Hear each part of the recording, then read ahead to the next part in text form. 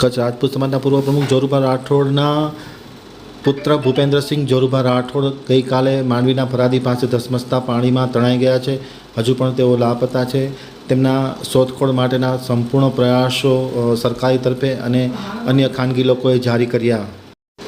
માંડવી તાલુકાના ફરાદી રામણીયા ગામ પાસે કચ્છ રાજપૂત સમાજના પૂર્વ પ્રમુખ જોરુભા રાઠોડના પુત્ર ભૂપેન્દ્રસિંહ જોરુભા રાઠોડ ગઈકાલે પોતાની ઠાર જીપ લઈ અને ફરાદી માંડવીના પુલ પાસેથી નીકળ્યા હતા. દરમિયાનમાં અચાનક પાણીના ધસમસતા પ્રવાહમાં તેઓ તણાઈ ગયા હતા.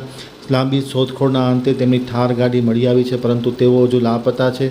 પરિવારજનો અને મિત્રો શુભેચ્છકોમાં ચિંતાનું મોજું ફરી વળ્યું છે.